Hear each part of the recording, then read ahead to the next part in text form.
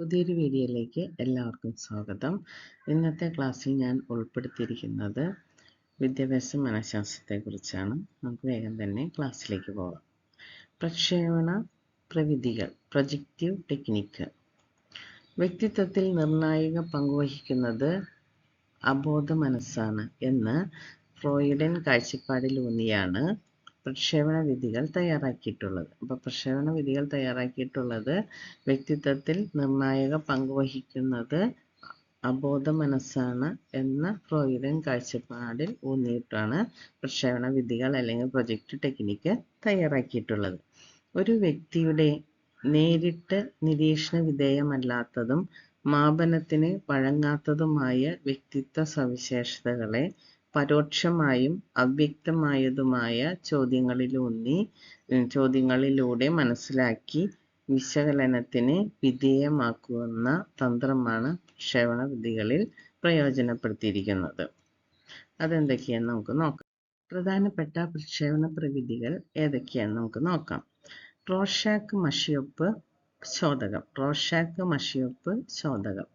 റോർഷാക്ക് ink blot test, thematic apperception test അല്ലെങ്കിൽ TAT എന്ന് പറയാം, ചിൽഡ്രൻസ് അപ്പസഷൻ ടെസ്റ്റ് അല്ലെങ്കിൽ കാറ്റ് എന്ന് പറയാം, പദ സഹചരത്വ പരീക്ഷ അല്ലെങ്കിൽ വേർഡ് അസോസിയേഷൻ ടെസ്റ്റ് വാറ്റ് എന്ന് പറയാം, വ്യക്തി ചിത്രീകരണ പരീക്ഷ അല്ലെങ്കിൽ ഡ്രോ എ പേഴ്സൺ ടെസ്റ്റ്, വാക്യ പൂർത്തീകരണ പരീക്ഷ സെന്റൻസ് കംപ്ലീഷൻ ടെസ്റ്റ്, റോസൻഗീസിന്റെ സചിത്ര ആശാഭംഗ പഠനം പിക്ചർ ഫ്രസ്ട്രേഷൻ സ്റ്റഡി.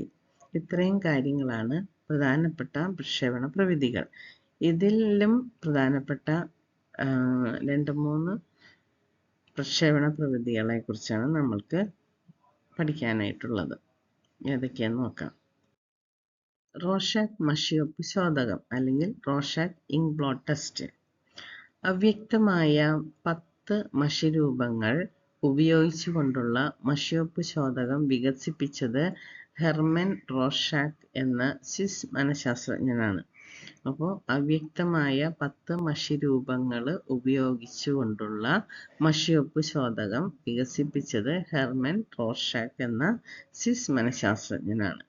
അപ്പോൾ ഇതിൽ എത്ര മഷിരൂപങ്ങൾ എന്നുള്ളത് ഒന്ന് നോട്ട് ചെയ്ത് പഠിക്കുക. 10 മഷിരൂപങ്ങൾ വികസിപ്പിച്ചെടുത്തത് ഹെർമൻ റോർഷാക്കാണ്.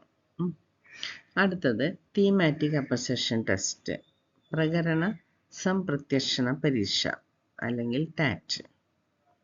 30 കാർഡുകളിലെ ചിത്രങ്ങൾ ഉപയോഗിച്ച് കഥ നിർമ്മിക്കാൻ നൽകിക്കൊണ്ട് വ്യക്തിത്വമാപനം നടത്തുന്ന തീമാറ്റിക് അപ്പസഷൻ ടെസ്റ്റ് വികസിപ്പിച്ചത് ഹെൻറി മുറേയും CD മോർഗനും ചേർന്നാണ്. ഇത് ഇമ്പോർട്ടൻ്റ് ആണ് കേട്ടോ. ഇത് ആരൊക്കെയാണ് വികസിപ്പിച്ചതെന്നുള്ളത് ഇമ്പോർട്ടൻ്റ് ആണ്. തീമാറ്റിക് അപ്പസഷൻ ടെസ്റ്റ് വികസിപ്പിച്ചെടുത്തത് ആരൊക്കെയാണ്? ഹെൻറി മുറേയും CD മോർഗനും ചേർന്നാണ്. എന്നാൽ റോർഷാക്ക് മഷിയൊപ്പ് ശോധകം വികസിപ്പിച്ചെടുത്ത ആരാണ്? ഹെർമൻ റോർഷാക്കാണ് കേട്ടോ. ഇനി ചിൽഡ്രൻസ് അപ്പസഷൻ ടെസ്റ്റ്, 3 മുതൽ 10 വയസ്സ് വരെ. ഇതൊക്കെ ചോദിക്കാവുന്നതാണ്. എത്ര മുതൽ എത്ര വയസ്സ് വരെ എന്നുള്ളത്. 3 മുതൽ 10 വയസ്സ് വരെ പ്രായത്തിലുള്ള കുട്ടികളുടെ വ്യക്തിത്വം നിർണ്ണയിക്കുന്നതിന് മൃഗചിത്രങ്ങൾ ഉപയോഗിച്ചുകൊണ്ടുള്ള ചിൽഡ്രൻസ് അപ്പസഷൻ ടെസ്റ്റ് വികസിപ്പിച്ചെടുത്തത് ലിയോപോൾഡ്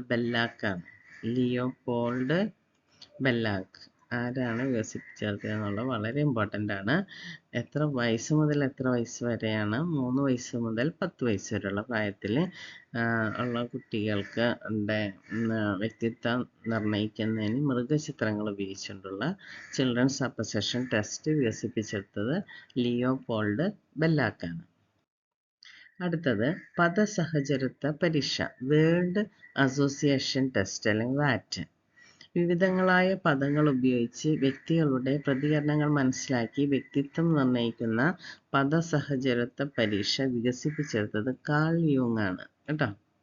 അപ്പോൾ വേർഡ് അസോസിയേഷൻ ടെസ്റ്റ് വികസിപ്പിച്ചെടുത്തത് കാൾ യൂങ് ആണ്. ഇത് ഓരോ ടെസ്റ്റുകളും മാറിപ്പോകരുത് കേട്ടോ. ഇത്രയും പ്രൊജക്റ്റ് ടെക്നിക്സ് ആണ് പ്രധാനമായിട്ട് നമ്മൾ പഠിക്കാനുള്ളത്. ബാക്കിയെല്ലാം ജസ്റ്റ് എൻ്റെ പേര് മെൻഷൻ ചെയ്താൽ മതി. ഇപ്പോൾ കണ്ട ഒരു 4 ടെസ്റ്റുകളുണ്ട്. അത് വികസിപ്പിച്ചെടുത്തതും അതിൽ അടങ്ങിയിട്ടുള്ള ഓരോ കാര്യങ്ങളും പഠിക്കണം. ഇനി ഇൻവെൻട്രികൾ.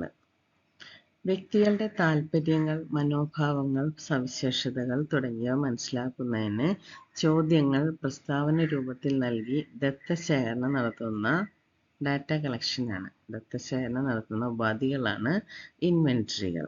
വ്യക്തികളുടെ താൽപ്പര്യങ്ങൾ, മനോഭാവങ്ങൾ, സവിശേഷതകൾ തുടങ്ങിയവ മനസ്സിലാക്കുന്നതിന് ചോദ്യങ്ങൾ പ്രസ്താവന രൂപത്തിൽ നൽകി ദത്തശേഖരണം നടത്തുന്ന ഉപാധികളാണ് ഇൻവെൻട്രികൾ.